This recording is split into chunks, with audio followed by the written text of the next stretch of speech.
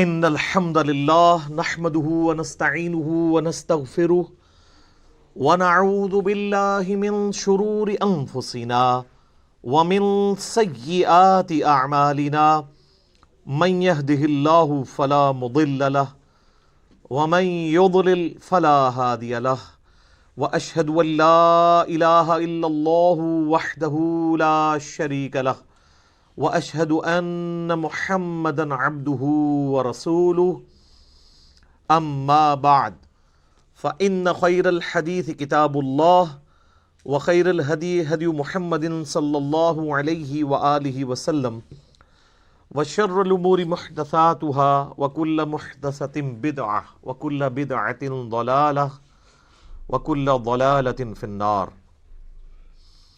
اعوذ باللہ السمیع العلیم من الشیطان الرجیم من ہمزہ ونفخہ ونفثہ بسم اللہ الرحمن الرحیم رب اشرح لی صدری ویسر لی امری واحلل عقدۃ من لسانی یفقہوا قولی. بسم اللہ الرحمن الرحیم ان اللہ وملائکتہ یصلون علی النبی یا ایہا الذین آمنوا صلوا علیہ وسلموا تسلیما. اللہم صل علی محمد وعلی آل محمد کما صلیت علی ابراہیم وعلی آل ابراہیم انک حمید مجید. اللہم بارک علی محمد وعلی آل محمد کما بارکت علی ابراہیم وعلی آل ابراہیم انک حمید مجید. اللہم ربنا آتنا فی الدنیا حسنة وفی الآخرة حسنة وقنا عذاب النار. لا الہ الا انت سبحانک انی کنت من الظالمین. حسبنا اللہ ونعم الوکیل. یا حی یا قیوم برحمتک استغیث ولا حول ولا قوة الا باللہ العلی العظیم. ربنا آتنا من لدنک رحمتا وہیئ لنا من امرنا رشدا. آمین. الحمدللہ آج 29 دسمبر 2019 کو سنڈے کے دن قرآن کلاس نمبر 10 میں ہم انشاءاللہ تعالی سورۃ البقرہ کی آیت نمبر 21 سے آنورڈ سٹارٹ لیں گے. آج انشاءاللہ ہمارا یہ 2019 کا آخری درس ہوگا. اگلے سنڈے کو 2020 سٹارٹ ہو چکی ہوگی. اعوذ باللہ من الشیطان الرجیم بسم اللہ الرحمن الرحیم.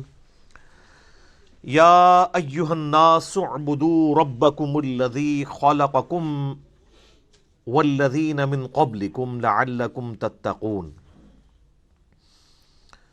میرے بھائیو، اس سے پہلے جو 20 آیات گزری ہیں ان میں اللہ تبارک و تعالیٰ نے انسانیت میں جو 3 گروہ ہیں، نمبر 1 اہل ایمان، نمبر 2 وہ لوگ جو جان بوجھ کے کفر اختیار کرتے ہیں، اور نمبر 3 منافقین، ان کا ذکر کیا تھا.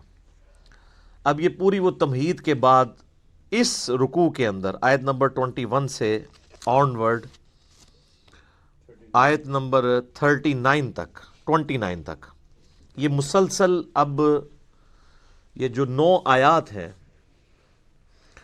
یہ قرآن حکیم کی دعوت ہے اپنے مخاطب کو کہ قرآن اپنے مخاطب سے کیا چاہتا ہے، اللہ تعالیٰ کی کیا ریکوائرمنٹ ہے، یہ کتاب کس لیے نازل ہوئی ہے، انبیاء کے آنے کا مقصد کیا ہے، اس دنیا کی زندگی کا آخر انجام کیا ہونے والا ہے. یعنی پوری کی پوری جو ایک ڈاکٹرن ہے دین کی، وہ اس ایک رکوع کے اندر 9 آیات کے اندر بڑی زوردار طریقے سے بنیادی جو باتیں جو انسانوں کے علم میں ہوتی ہیں اس کی بنیاد کے اوپر بیان ہوئی ہیں. اسی لیے آپ دیکھیں اس کا خطاب، اگرچہ یہ صورت تو مدنی ہے اور مدنی صورتوں کا اسلوب زیادہ تر یا ایھا الذین آمنوا کے ساتھ ہوتا ہے، لیکن چونکہ یہ پوری انسانیت کو دعوت دی جا رہی ہے اس لیے ان آیات کا جو سٹارٹ ہے وہ پوری انسانیت کو مخاطب کر کے ہے. یا ایھا الناس، اے پوری انسانیت، اے لوگو، اعبدوا ربکم،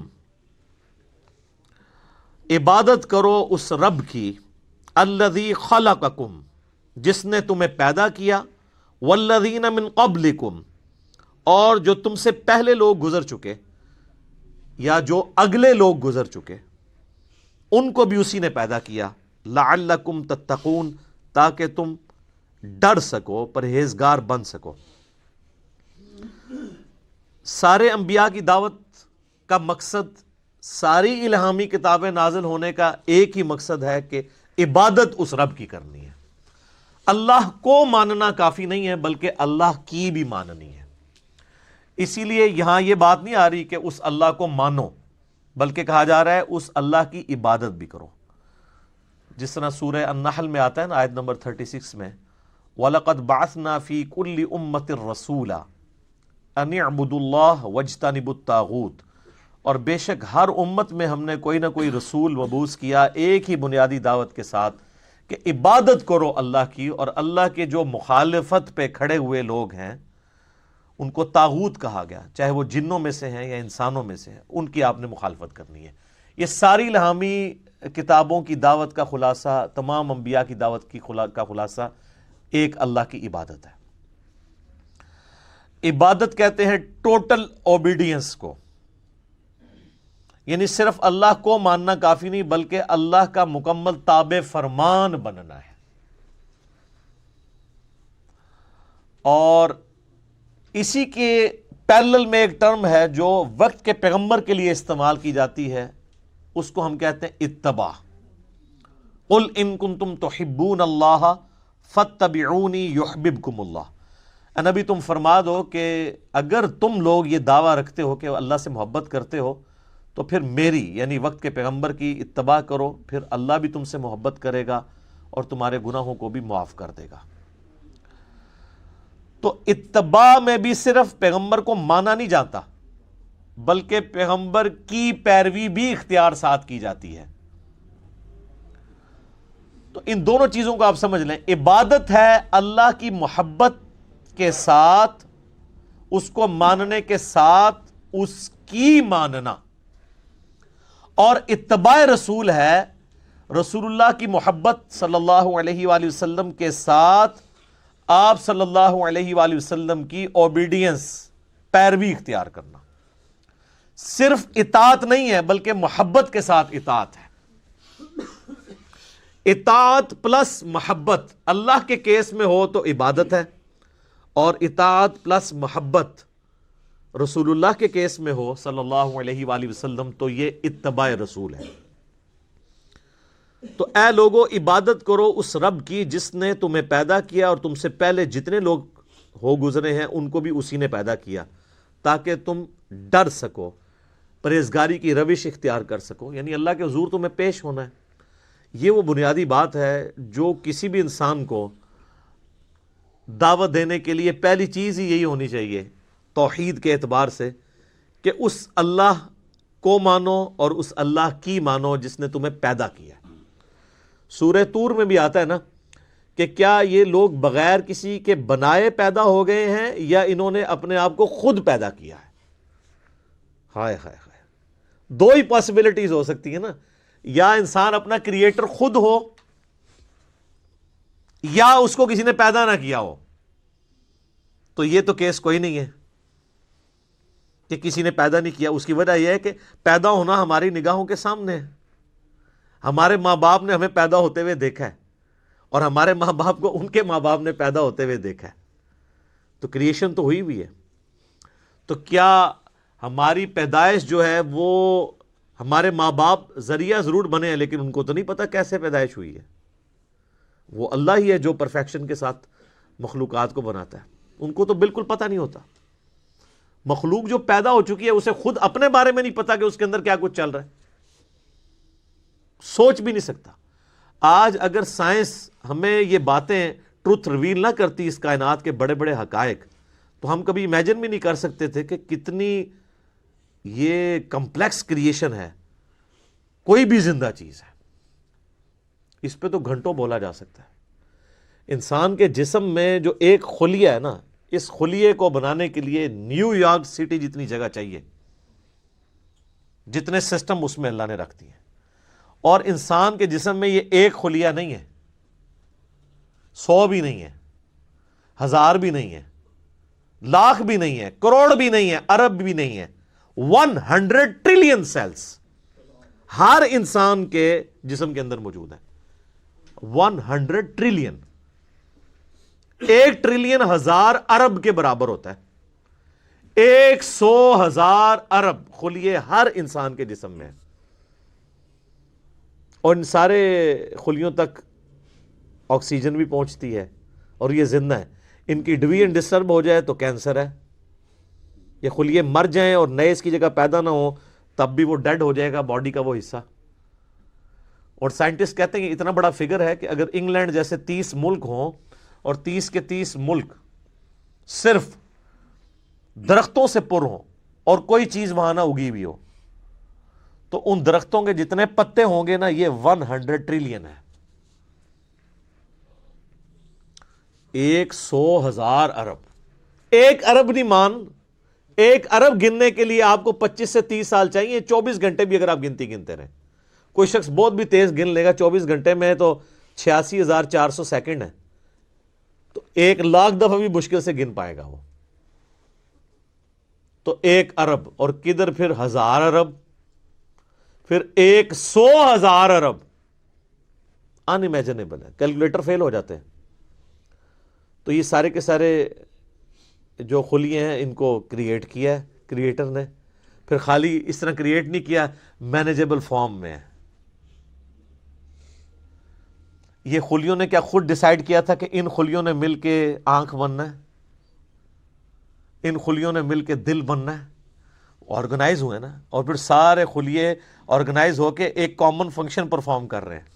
دل کا فنکشن گردے نہیں پرفارم کر سکتے، گردوں کا فنکشن آنکھیں نہیں پرفارم کر سکتی، آنکھوں کا فنکشن جو ہے وہ ہاتھ نہیں پرفارم کر سکتے. انسان کو تو پتہ ہی نہیں اس کے اندر کیا کچھ ہے. تو یہ بنیادی بات ہے کہ اس اللہ کی عبادت کرو جس نے تمہیں پیدا کیا ہے، اور جتنے اگلے بھی گزرے ہیں ان کو بھی اسی نے پیدا کیا ہے. اس سے ڈر جاؤ، اس اللہ سے ڈر جاؤ جس نے تمہیں تمہاری مرضی کے بغیر پیدا کیا ہے. جو تمہیں تمہاری مرضی کے بغیر پیدا کرنے پر قادر ہے وہ تمہارے ساتھ کچھ بھی کرنے پر قادر ہے، اور اگر وہ تمہارے لیے کچھ ڈیسیژن کر لے گا پھر کوئی تمہیں بچا نہیں سکتا. یہ ہے اصل میں اس کا فارم. ڈر جاؤ لعلکم تتقون، تاکہ تم ڈر سکو. الذی جعل لکم الارض فراشا، وہی اللہ ہے جس نے اس زمین کو تمہارے لیے بچھونا بنایا ہے. والسماء بناء، اور آسمان کو چھت بنایا ہے. اس حصے کے اوپر بھی گھنٹوں بولا جا سکتا ہے کہ یہ زمین جو بچھونا بنائی ہے صرف اس کی ایک فزیکل پراپرٹی کو ڈسکس کیا جا رہا ہے کہ زمین کو رہنے کے قابل بنایا ہے. زمین میں ہر سیکنڈ میں 2 زلزلے آتے ہیں، ہر سیکنڈ میں، لیکن ان کا ایمپلیٹیوڈ جو ہے وہ بہت کم ہوتا ہے. اگر وہ بڑھ جائے تو زمین تباہ و برباد ہو جائے. اتنے زلزلوں والی زمین کو رہنے کے قابل بنایا ہے، اسے کنٹرول کیا، اور اس اعتبار سے بھی رہنے کے قابل بنایا ہے کہ وہاں پر ہر مخلوق کے لیے اس کی زندگی کا سامان رکھتی ہے. اور جو سب سے ضروری سامان تھا زندگی کے لیے وہ بالکل فری رکھا ہوا ہے. کون سی چیز؟ آکسیجن. پانی تو پھر بھی بندہ کچھ گھنٹے کچھ دن بھی نکال سکتا ہے، آکسیجن 1.5-2 منٹ سے زیادہ کوئی نہیں نکال سکتا. بالکل فری رکھا ہے. اور اس آکسیجن کی جو مقدار ہے اسے کنٹرول کیا ہوا ہے فضا کے اندر. ہائیڈروجن سے یا نائٹروجن سے وہ بڑھ جائے تب بھی ہماری ایگزسٹنس نہیں ہے، کم ہو جائے تب بھی ایگزسٹنس نہیں ہے. اور یہ تو صرف ایک فائن ٹیوننگ ہے. اس طرح کی ملینز آف فائن ٹیوننگز روئے ارض پہ ہیں. اسی لیے سائنٹسٹ کہتے ہیں کہ یہ میریکل پلانٹ بنایا گیا ہے اس قابل کہ یہاں پہ زندگی رہے. وہ کسی کے بنانے سے بنا ہے. اگر وہ کہتا ہے خود بخود بن گیا ہے تو پھر اس کو کوئی کاپی کر کے بنا کے بتا دے. جو چیز کاپی بھی نہ ہو سکتی ہو اس کے بارے میں کہنا کہ وہ خود بخود ہو گئی ہے تو اس سے بڑی تو بے وقوفانہ سٹیٹمنٹ ہی نہیں ہو سکتی. جو کام کرنے سے نہ ہو سکے وہ خود بخود کیسے ہو سکتا ہے؟ خود بخود تو وہ کام ہو سکتا ہے نا کہ جو یعنی کرنے سے ہو بھی جائے. زمین و آسمان کی ساری مخلوقات مل کے ایک بیج نہیں بنا سکتی کہ جسے ہم مٹی میں بوئیں اور وہ 6 ارب گنا بڑا درخت بن جائے۔ لوگ تو کہتے ہیں جی مٹی کی تو کوئی قیمت ہی نہیں ہے، میں کہتا ہوں سونے کی کوئی قیمت نہیں ہے۔ سونے میں بیج ڈالا جائے تو وہ درخت نہیں بن سکتا۔ اگر مٹی دنیا پہ نہ ہو تو سونے کو چاٹنا ہے کسی نے، اور سونا نہ ہو تو پھر بھی دنیا چلتی رہے گی۔ یہ مٹی جو اللہ نے رکھی ہے دیکھنے کو حقیر چیز ہے، لیکن اس میں ہم بیج بوتے ہیں، اور سر وہ بیج جب نکلتا ہے اور درخت بنتا ہے، اس درخت کا سائز، اس کے پھولوں کے لگنے کی ٹائمنگ، اس کا پھل میں کنورٹ ہونا، پھلوں کے پکنے کی ٹائمنگ، پتوں کی شیپس، ان کے سائز، پھر ایک ایک پتے تک پانی کا پہنچنا زمین سے، یہ تو انسان پریشان ہو جاتا ہے۔ ایک درخت تو بہت بڑی بات ہے، ایک بیج نہیں کوئی بنا سکتا، اور کوئی یہ کہ خود بخود بن گیا، تو اس سے بڑی بیوقوفی کسی کی کیا ہو سکتی ہے؟ دنیا کا کوئی بیوقوف انسان بھی ایک بال پوائنٹ کے لیے ماننے کے لیے تیار نہیں خود بخود بن جائے، کیونکہ یہ ایک مینیجیبل چیز ہے، الٹپ نہیں ہے، ایٹ رینڈم نہیں ہے۔ تو زمین کو اس نے تمہارے لیے بچھونا بنایا ہے، وَالسَّمَاءَ بِنَاءً، اور آسمان کو چھت بنایا ہے۔ اب یہ متشابہات میں سے ہیں، یعنی آسمان کے بارے میں جو اب ہمیں اس ماڈرن سائنس کی وجہ سے ٹروتھ ریویل ہو رہے ہیں وہ تو بڑے حیران کن ہیں۔ یعنی آسمان کی جو لیئرز ہیں، آسمان تک پہنچنے کے لیے جو اللہ تعالیٰ نے لیئرز رکھی ہوئی ہیں، ان کے لیے بھی آسمان کا لفظ استعمال ہو سکتا ہے۔ اسٹریٹوسفیئر ہے، پھر ٹروپوسفیئر ہے، پھر اوزون کی لیئر ہے، یعنی سورج سے ملینز آف ایمپلیٹیوڈ کی مختلف ریز دنیا میں آتی ہیں، لیکن زمین کی جو ہماری رہنے کی سطح ہے اس تک اس میں سے چند ایک پہنچتی ہیں۔ 99.99% یہ آسمان کی جو لیئرز ہیں اس کی وجہ سے ریپیل ہو جاتی ہیں، کچھ ارتھ میگنیٹک فیلڈ کی وجہ سے ریپیل ہو جاتی ہیں، ورنہ وہ ہارمفل ریز نیچے آ جائیں تو بیماریاں۔ یہ جو کہتے ہیں اوزون لیئر کے اوپر ایک شگاف ہے، اس کی وجہ سے سکن کینسر کا خدشہ ہے ان علاقوں میں جہاں پہ وہ ڈائریکٹ ریز آتی ہیں۔ تو یہ آسمان کو ایک بڑی مضبوط چھت بنایا ہے اللہ تعالیٰ نے۔ آسمان حفاظت کا ذریعہ ہے، یہ اللہ کی قدرتیں ہیں جی، اس پہ کتنی دیر بولا جائے، میرے اس پہ کئی ایک لیکچرز ہیں، وہ آپ دیکھ لیں ورنہ تو ٹاپک بدل جائے گا۔ وَأَنزَلَ مِنَ السَّمَاءِ مَاءً، اور آسمان سے اس نے پانی کو نازل کیا، فَأَخْرَجَ بِهِ مِنَ الثَّمَرَاتِ، پھر اس کے ذریعے پھل اگائے تمہارے لیے، رِزْقًا لَكُمْ، تمہارے رزق کے طور پہ۔ اچھا یہ ساری باتیں بنیادی ہیں، کوئی دنیا کا انسان نہیں ہے جو کہ یہ چیزیں میری آبزرویشن میں نہیں ہے۔ قرآن چونکہ پوری انسانیت کے لیے ہے، لہٰذا اس میں بالکل ڈیٹم لیول کی بنیادی باتیں ڈسکس ہوں گی جو ہر بندے کے ایکسپیرینس میں، نالج میں ہوں۔ یہ جتنی باتیں آ رہی ہیں کہ تمہیں اللہ نے پیدا کیا، تم سے اگلوں کو پیدا کیا، سب کے ایکسپیرینس میں ہے۔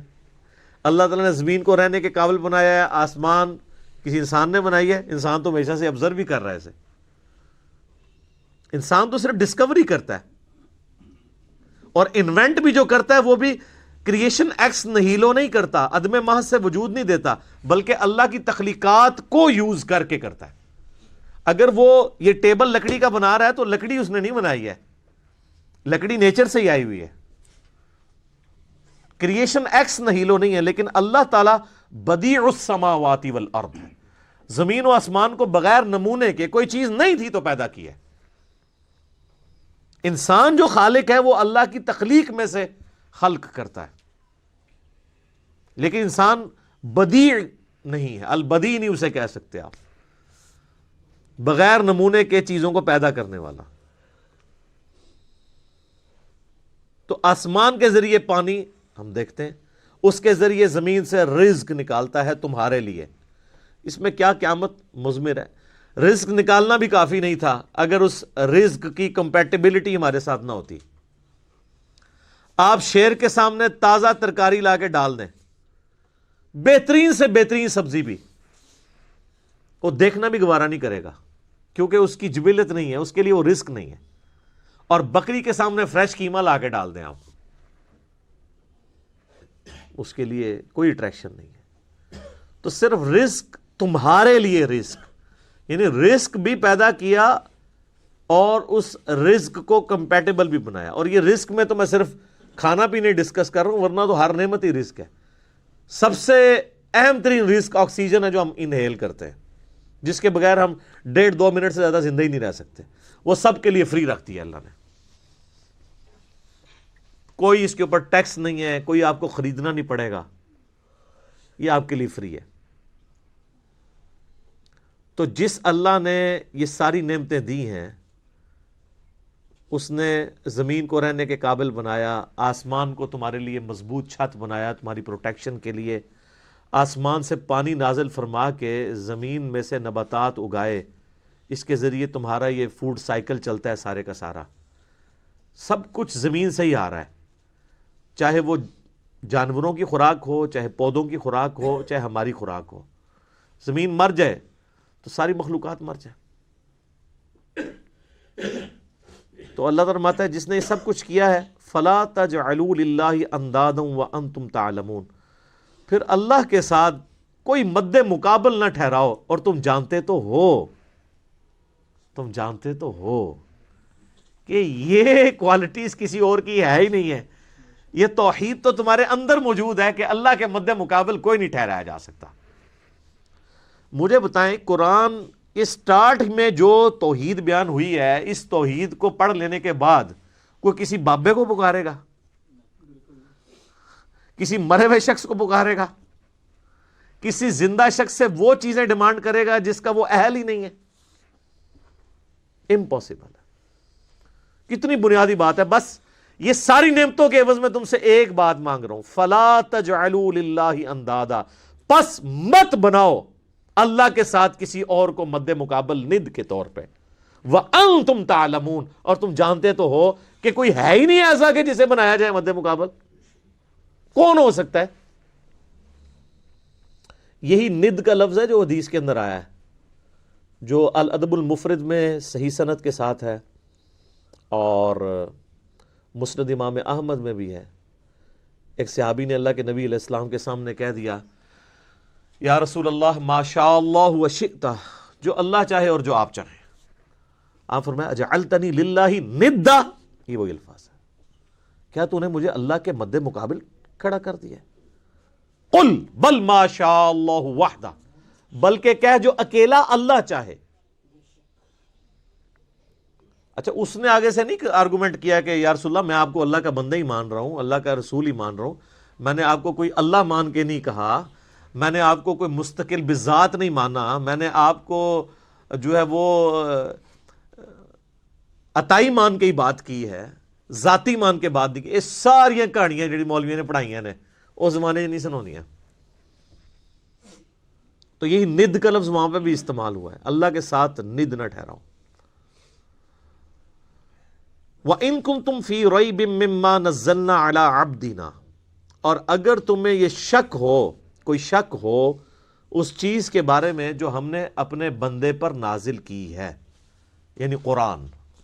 یہ قرآن جو اللہ کی کتاب ہے، جو نبی علیہ السلام کا واحد معجزہ ہے، جس کی بنیاد پہ دعوی نبوت ہے، اس کے بارے میں اگر تمہیں کوئی شک ہو کہ یہ کتاب انہوں نے خود گھڑ لی ہے یا یہ کتاب اللہ کی طرف سے نہیں ہے، کوئی انسانی کوشش ہے، فَأْتُوا بِسُورَةٍ مِّن مِّثْلِهِ، تو تم بھی کوئی اس سے ملتی جلتی ایک صورت ہی بنا کے لے آؤ.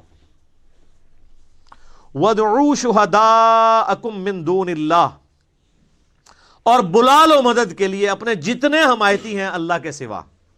ان کنتم صادقین، اگر تم سچے ہو. اللہ کے سوا جتنوں کو بلانا ہے تم بلا لو. جنوں، بلکہ سورہ بنی اسرائیل میں تو آتا ہے کہ سارے جنوں انس بھی مل کے اگر اس طرح کی کوئی کتاب بنانا چاہیں تو کتاب نہیں بنا سکیں گے. اچھا، یہ قرآن حکیم میں مختلف جگہ مختلف یعنی چیلنجز آئے ہیں. سورہ ہود کے اندر بھی، سورہ یونس میں بھی. سورہ ہود کے اندر تو 10 صورتوں کا ذکر ہے کہ 10 صورتیں بنا کے لے آؤ اگر بنا سکتے ہو. سورہ یونس میں ہے کہ ایک صورت ہی اس سے ملتی جلتی کو بنا کے لے آؤ، ایک صورت بنا کے لے آؤ. یہاں پہ تو آخری چیلنج ہے کہ کوئی ملتی جلتی، چلو اگر مکمل نہیں تو کوئی قریب قریبی کوئی صورت بنا کے لیا، تو یہ کوئی مشکل کام تو نہیں تھا۔ قرآن حکیم کی تو ایک بڑی چھوٹی سی صورت ہے، سورۃ الکوثر، انا اعطیناک الکوثر فصل لربک وانحر ان شانئک ھو الابتر۔ اس کی بھی کوئی کاپی نکالی جا سکتی تھی ایسے لوگوں کی طرف سے جو یعنی اتنے فصیح اللسان تھے کہ وہ دوسروں کو اجمی کہا کرتے تھے، ان کو اپنی زبان کے اوپر اتنا ناز تھا، فی البدی وہ عام جو گفتگو ہے اس کو بھی شاعری کے انداز میں بیان کر دیا کرتے تھے۔ لیکن یہ تاریخ میں نہیں ملتا کہ کسی نے یہ چیلنج اس طریقے سے قبول کیا ہو۔ اتنی شرم و حیا ان کے اندر بھی موجود تھی۔ ویسے آج کل کچھ لوگوں نے تب آزمائی کرنے کی کوشش کی ہے، وہ صورتیں بنا کے اس کو ملتے جلتے الفاظ کے ساتھ پھر قرآن کے سٹائل میں اسے تلاوت کر کے یوٹیوب پہ اپلوڈ بھی کیا ہوا ہے۔ اس پہ میرا ایک کلپ بھی آیا تھا، آپ یوٹیوب کے اوپر دیکھ سکتے ہیں، اپلوڈڈ ہے۔ قرآن سے ملتی جلتی جو صورتیں ہیں اس کے حوالے سے، تو میں نے بتایا تھا اس طریقے سے نہیں ہے یہ، جو اس کی ججمنٹ جو ہے وہ عربی لنگوسٹک کے لوگ کریں گے۔ صرف اس سے ملتے جلتے الفاظ کے ساتھ کوئی عربی کا کوئی لٹریچر سامنے لے آنا یا خود لکھ لینا یا کوئی شاعری کر لینا، ظاہر ہم اجمی تو جج نہیں کر سکتے۔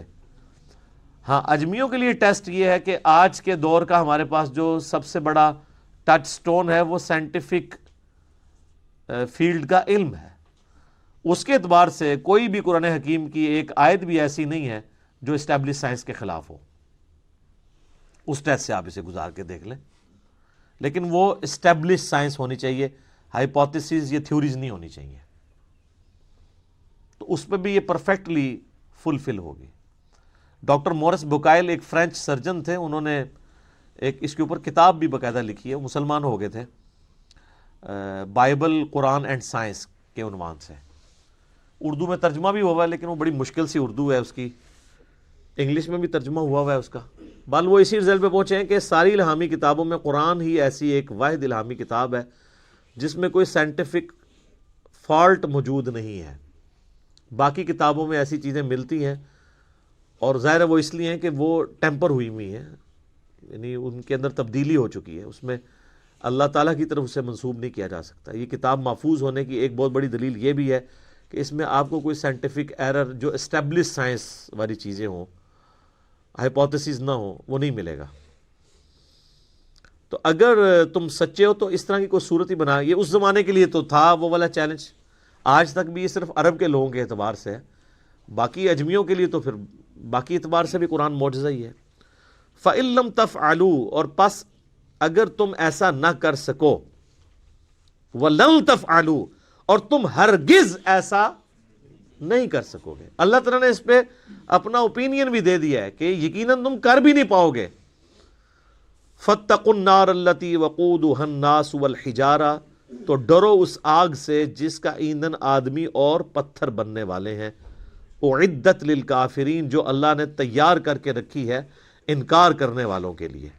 اچھا، یہ کافرون کا ترجمہ یا مسلمون کا ترجمہ جو ہے نا، وہ ہم عموماً تو کر رہے ہوتے ہیں مسلمان اور کافر، اصل جو ترجمہ ہے نا مؤمنون کا یا مسلمون کا، سر تسلیم خم کرنے والے، بات ماننے والے، اور کافر وہ ہیں جو بات نہیں ماننے والے۔ کوئی مسلمان بھی کافر ہو سکتا ہے، اور کوئی کافر بھی مسلمان ہو سکتا ہے کہ کوئی صحیح بات مان لے۔ وہ ایک تو وہ ٹرم والا ایمان ہے نا جو ہم ایز اے اصطلاح استعمال کرتے ہیں، جو کلمہ پڑھ لے اور وہ 5 بنیادی چیزوں پہ چلے۔ لفظی ترجمہ یہ ہے کہ نہ ماننے والوں کے لیے، انکار کرنے والوں کے لیے، کفر کہتے ہیں انکار کرنے کو، ناشکری کرنے کو، اللہ تعالیٰ نے آگ تیار کر رکھی ہے جس کا ایندھن آدمی، انسان اور پتھر ہے۔ اللہم اجرنا من النار، اللہم اجرنا من النار، اللہم اجرنا من النار۔ صحیح مسلم میں حدیث ہے، نبی علیہ السلام ایون نماز میں بھی جب کبھی آیات آتی تھیں جہنم سے ریلیٹڈ تو آپ علیہ السلام اللہ سے جہنم کے اگینسٹ اللہ تعالیٰ کی پناہ طلب کیا کرتے تھے، اور جب جنت کی آیات آتی تھی تو اللہ تعالیٰ سے جنت کا سوال کیا کرتے تھے۔ یہ سنت ہے۔ اچھا، یہ جو آیا کہ پتھر بھی ایندھن بنیں گے، تو یہ پتھر کو کوئی عذاب نہیں ہو رہا ہوگا، بلکہ ان کی حضرت میں اضافے کے لیے ہوگا۔ اس کا ڈیٹیل ذکر سورۃ الانبیاء میں آئے گا۔ اللہ تعالیٰ فرماتا ہے کہ ہم کافروں کو بھی اور جن معبودوں کو یہ پوج رہے ہیں ان کو بھی دوزخ میں ڈالیں گے. اور پھر اللہ تعالیٰ فرماتا ہے کہ اگر یہ ان کے معبود ہوتے تو دوزخ میں ان کے ساتھ تو نہ ہوتے. پھر کافروں نے اس کا بھی ٹھٹھا کیا. انہوں نے کہا اچھا اس کا تو مطلب ہے پھر عیسیٰ ابن مریم کو بھی دوزخ میں ڈالا جائے گا، کیونکہ عیسیٰ ابن مریم کی بھی لوگوں نے پوجا کی ہے. پھر اللہ تعالیٰ نے اس کا بھی جواب دیا، رپلائی ٹو کے بغیر کام چلتا نہیں ہے نا، وسوسے اتنے ہیں. رپلائی ٹو کے کلپ تو بنیں گے. وہ پھر سورہ الزخرف میں آیا، اللہ تعالیٰ نے یہ عیسیٰ کی مثال جو تم سے بیان کی ہے نا انہوں نے، تو یہ صرف جو ہے نا وہ حجت بازی کے لیے. پتہ ان کو بھی ہے کہ عیسیٰ ابن مریم کیوں دوزخ میں جائیں گے، وہ تو خود امام موحدین تھے اپنے وقت میں، توحید کے دائی تھے. قصور تو ان لوگوں کا ہے جنہوں نے عیسیٰ ابن مریم کے بارے میں ڈیوینٹی کلیم کی ہے، نہ کہ عیسیٰ ابن مریم. پھر انہوں نے کہا وہ تو ہمارے بندے خاص ہیں اور وہ تو قیامت کی نشانی میں سے ہیں. تو یہ جو بت، وہ پتھر جن کے بت تراشے گئے، ان کو اللہ تعالیٰ دوزخ میں اس لیے ڈالے گا تاکہ کافروں کی حسرت میں اضافہ ہو کہ یار ان کو ہم پوجتے رہے، یہ بھی ہمارے ساتھ ہیں. اس کا یہ مطلب نہیں ہے کہ وہ ان پتھروں کو عذاب ہو رہا ہوگا، بلکہ وہ پتھر تو الٹا ان کے لیے خود عذاب بن جائیں گے، کیونکہ جب پتھر گرم ہوں گے تو وہ تو گرمائی زیادہ فیل ہوگی. پتھر بھی لوگ گرم کر کے ان سے بھی ہیٹ حاصل کرتے ہیں نا، وہ تو ان کے لیے ہوگا. اب دوزخ کے اوپر 19 فرشتے ہیں تو فرشتوں کو عذاب تو نہیں ہو رہا ہوگا، وہ تو مامور ہیں دوزخیوں کو مارنے پیٹنے کے لیے. اللہ تعالیٰ تو اس بات پہ قادر ہے کہ ایک ہی فریم آف ریفرنس میں مختلف لوگوں کے اوپر مختلف حالت طاری کر دے. یہ تو ہم نے دنیا میں ایکسپیرینس کیا ہے. آپ میں سے اگر کسی کو ملیریا ہوا ہو سخت گرمیوں میں تو اسے تو 2 رضائیاں بھی اڑا دی جائیں تو اس کی ٹھنڈ نہیں ختم ہوتی. باقی تو گرمی سے اف اف کر رہے ہوتے ہیں اور اس کو ٹھنڈ اتنی لگی ہوتی ہے کہ وہ کہتا ہے میرے اوپر اور اڑاؤ. ایک ہی جگہ پہ ٹیمپریچر بے شک 40 تک پہنچ چکا ہوا ہے، اس کو ٹھنڈ لگ رہی ہے، حالانکہ ایکچوئل وہاں پہ گرمی ہے. تو یہ اللہ تعالیٰ ایک فریم آف ریفرنس میں دنیا میں ایسی چیزیں کر کے بتاتا ہے کہ 2 مختلف بندوں پہ ایک ہی جگہ پہ 2 مختلف حالتیں طاری ہو جاتی ہیں. اللہ ہی اللہ ہے جی. یقین کریں کہ یہ جو چیزوں کی کوالٹیز ہیں یہ بھی اللہ کی وجہ سے ہے. اگر اللہ تعالیٰ کا امر اس کے پیچھے سے ہٹ جائے، آپ 7 سمندروں کا پانی بھی پی جائیں آپ کی پیاس نہیں بجھ سکتی. اور اگر آگ کے جلانے کی خاصیت اللہ تعالیٰ چھین لے، آپ پوری زمین کے درخت بھی جلا لینا، آپ ایک روٹی بھی نہیں پکا سکتے، کیونکہ وہ خاصیت ہی جب اللہ تعالیٰ لے لے گا. تو یہ دوزخ میں ان کافروں کے ساتھ پتھروں کو اس لیے جلایا جائے گا تاکہ ان کی حسرت میں اضافہ ہو، نہ کہ ان پتھروں کو عذاب دیا جا رہا ہوگا.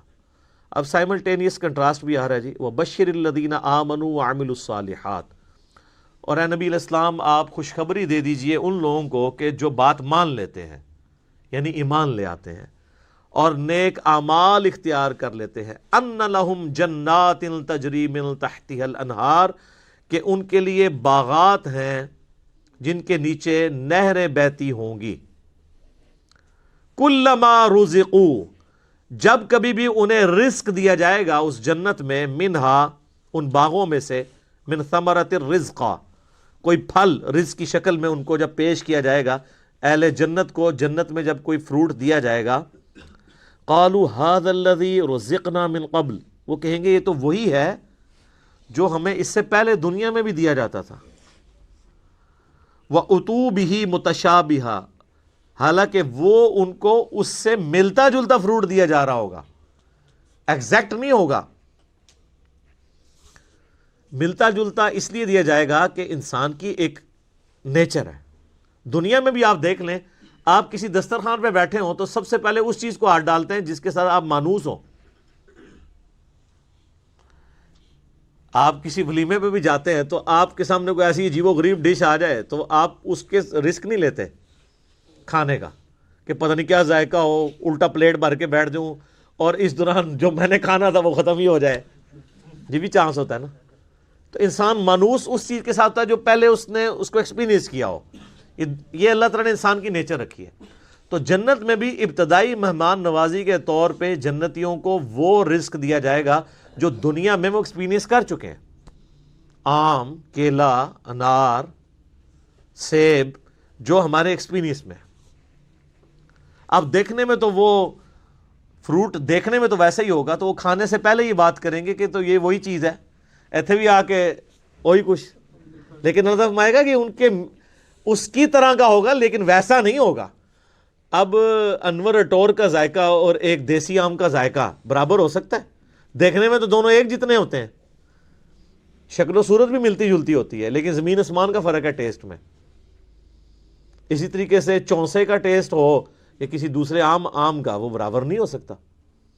تو یہ تو دنیا میں اللہ نے اتنا فرق رکھا ہوا ہے، تو آخرت میں جو آم دیا جائے گا وہ دنیا والا آم نہیں ہوگا. ہاں شکل و صورت میں ضرور ملتا جلتا ہوگا، لیکن اس آم کی تو کیا بات ہے. اللہ تعالیٰ جنت میں ہمیں اپنے محبوب صلی اللہ علیہ وآلہ وسلم کا پڑوس نصیب فرمائے، آمین. وَلَهُمْ فِيهَا أَزْوَاجٌ مُطَهَّرَةٌ، اور وہاں پہ ہوں گی ان کے لیے پاکیزہ بیویاں. پاکیزہ بیویاں دنیا کی بیویاں بھی اور جنتی حوریں بھی، وہ آگے چل کے ذکر آ جائے گا اس حوالے سے. اچھا، جنت میں جتنی بھی نعمتیں ہیں نا، ان میں جو یعنی ڈومیننٹ نعمتیں ہیں، ان کا کچھ نہ کچھ حصہ اللہ نے دنیا میں اس حوالے سے رکھا ہے کہ انسان اس نعمت کو ایکسپیرینس کر سکے. لیکن وہ زمین آسمان کا فرق ہے، لیکن کسی درجے میں ایکسپیرینس کروایا گیا، اور ایکسپیرینس کروایا گیا ہے تو تبھی ان چیزوں میں اٹریکشن ہے. اگر اٹریکشن نہیں ہوگی تو اس کے لیے تگ و دو کون کرے گا. اچھا، اس سے یہ بھی بات پتہ چلی کہ جنت کا لالچ بھی اللہ تعالیٰ خود دے رہا ہے. لہذا یہ جو ڈاکٹرین مشہور کی گئی ہے کہ ہمیں دوزخ کے ڈر کی وجہ سے یا جنت کی لالچ میں عبادت نہیں کرنی چاہیے، اللہ کے لیے کرنی چاہیے، تو یہ بالکل جعلی ڈاکٹرین ہے. اس کو مولا علی علیہ السلام کی طرف لوگوں نے منسوب کر دیا ہے کہ وہ کہتے تھے میں تو اللہ کی عبادت صرف اللہ کے لیے کرتا ہوں، جنت کی جو ہے وہ طلب میں یا دوزخ کے ڈر کی وجہ سے نہیں کرتا. اس کے اوپر بھی میرا ایک کلپ ریکارڈڈ موجود ہے کہ یہ ڈاکٹرین صوفیاء نے پیش کی ہے، یہ قرآن کی ڈاکٹرین نہیں ہے. کیونکہ جنت کا جو لالچ ہے، اس کے پیچھے لگنا اللہ ہی کی تو اطاعت ہے. یہ جنت کا لالچ شیطان نے دیا یا اللہ نے؟ تو اگر آپ جنت کو نگیٹ کرتے ہیں، جنت کا مذاق اڑاتے ہیں یا دوزخ کو ہلکا جانتے ہیں، تو آپ یہ جنت یا دوزخ کو بے عزت نہیں کر رہے ہوں گے، بلکہ آپ اللہ تعالیٰ کے خلاف بغاوت کا علم بلند کر رہے ہوں گے. یہ تو اس نے رکھی ہوئی ہے نا چیزیں، ان ساری لالچیں وہی دیتا ہے نا. یہ وہ لالچ نہیں ہے جو بری بلا ہو، یہ وہ لالچ ہے جس کے لیے انسان کو کوشش کرنی چاہیے. قرآن پاک میں درجنوں آیات ہیں، آگے چلیں گے تو یعنی اللہ تعالیٰ فرماتا ہے کہ کوشش کرنے والوں کو ایسی جنت کے لیے کوشش کرنی چاہیے. خود اللہ تعالیٰ اس کی طرف. تو اسی طریقے سے یعنی جو ایک اللہ تعالیٰ نے سیکس کا جذبہ رکھا ہے انسان کے اندر، اس کا ایکسپیرینس دنیا میں کسی فارم میں کروایا، تبھی جنت کی حوروں کا لالچ دیا جا سکتا ہے. اور اسی طریقے سے جو فروٹ ہے اس کا ذائقہ دنیا میں رکھا ہے، جبھی جنت کی فروٹ کا آپ کو لالچ دیا جا سکتا ہے. باقی تو بخاری مسلم میں حدیث ہے کہ اللہ تعالیٰ نے جنت میں وہ نعمتیں تیار کر رکھی ہیں جو نہ کسی آنکھ نے دیکھی، نہ کسی کان نے سنی، نہ کبھی کسی کے دل پہ بھی اس کا گمان گزرا. وہ تو ان امیجنیبل ہے. یہ صرف متشابہات ہیں، چیزیں ملتی جلتی چیزیں دنیا میں، صرف بات سمجھانے کے لیے. اور دنیا کی نعمتیں تو فنا ہونے والی ہیں، لیکن ان نعمتوں کے ساتھ آ رہا ہے وَهُمْ فِيهَا خَالِدُونَ، وہ رہیں گے ہمیشہ ہمیش اس کے اندر، نہ ختم ہونے والی نعمتیں. اچھا، دنیا میں کوئی بڑے سے بڑی بھی نعمت ہے نا، وہ اچھی انسان کو لگتی ہے، لیکن جیسے ہی اس کے چھوٹ جانے کا خیال آتا ہے تو دل کے اوپر غم کا غلبہ ہو جاتا ہے. اور جنت میں غم نہیں ہے، اس لیے جنت میں ہمیشہ کی نعمت ہے. بخاری اور مسلم کی حدیث ہے کہ میدان محشر میں لا کے مینڈے کی شکل میں موت کو قتل کیا جائے گا، اور جب بلایا جائے گا تو باقاعدہ ایک یعنی ندا کی جائے گی. جہنمی جو ہیں جہنم کے کنارے پہ آ جائیں گے اس خوشی کی وجہ سے کہ شاید ہمارے نکلنے کے لیے کوئی اب سبب ہونے لگا ہے، اور جنتی جنت کے کنارے پہ آئیں گے اس ڈر کے ساتھ کہ ہمیں کہیں جنت سے نہ نکال دیا جائے، تو پھر اللہ تعالیٰ موت کو مینڈے کی شکل میں لا کے وہاں پہ ذبح کرے گا، اور پھر کہا جائے گا کہ جنتیوں کے لیے خوشخبری ہے کہ انہیں کبھی موت نہیں آئے گی، اور دوسری طرف جہنمیوں کے لیے ہمیشہ کا غم ہے کہ ان کو بھی موت نہیں آئے گی۔ تو قرآن میں آتا ہے سورہ فرقان میں، آج ایک موت نہیں کئی موتیں مانگو، موت نہیں تمہیں آئے گی، ہزاروں موتیں مانگو، موت نہیں آنے کی، کیونکہ موت آ جائے تو پھر تکلیف ختم ہو جائے، لیکن وہاں پہ موت نہیں آئے گی۔ اللہم اجرنا من النار، اللہم اجرنا من النار، اللہم اجرنا من النار، آمین۔ اللہم من احییتہ منا فاحیہ علی الاسلام ومن توفیتہ منا فتوفہ علی الایمان، آمین۔ صحیح مسلم میں ایک حدیث ہے کہ جب جنتی جنت میں داخل ہونے لگیں گے تو ان کو ایک ندا کی جائے گی، جاتے ہی خوشخبری ملے گی، تمہارے لیے مبارک ہے، آج کے بعد تمہیں کبھی موت نہیں آئے گی، تم ہمیشہ زندہ رہو گے، آج کے بعد تمہیں کبھی بدحالی نہیں آئے گی، تم ہمیشہ خوشحال رہو گے، آج کے بعد تمہیں کبھی بڑھاپا نہیں آئے گا، تم ہمیشہ جوان ہی رہو گے، اور آج کے بعد اللہ تم سے کبھی ناراض نہیں ہوگا، ہمیشہ راضی رہے گا۔ یعنی دنیا میں تو سب سے بڑی اہل ایمان کے لیے ٹینشن ہی یہی ہے نا کہ میں نے یہ کیا تو ناراض نہ ہو جائے۔ جنت وہ جگہ ہے جہاں کچھ بھی کر لیں اللہ ناراض نہیں ہوگا، ہر وہ چیز جو دنیا میں بھی جرم تھی وہاں جا کے وہ جرم نہیں رہے گی۔ دنیا میں مرد کے لیے سونا پہننا حرام ہے، اور جنت میں سونے کے کنگن پہنائے جائیں گے، ریشم کا لباس پہنایا جائے گا۔ قرآن پاک میں آتا ہے، بخاری مسلم میں درجنوں احادیث ہیں، جسے شوق ہو تو مشکات المصابیح کی 3 جلد میں جنت والا چیپٹر پڑھ لیں تو آپ کو اندازہ ہوگا کہ جنت میں اللہ تعالیٰ نے کیا کچھ رکھا ہے انسان کے لیے۔ لیکن یہ بات اپنی جگہ ہے، ایک حقیقت ہے کہ جنت پہنچنا بڑا مشکل ہے، یہ سب سے بڑا المیہ ہے۔ یہ تو بابوں نے آپ کو ایک خدا کا تعارف کروایا نا کہ جنت تو اپنی جیب ہی ہے، کتابیں یہ نہیں بتاتی، کتابیں کچھ اور ہی بتاتی۔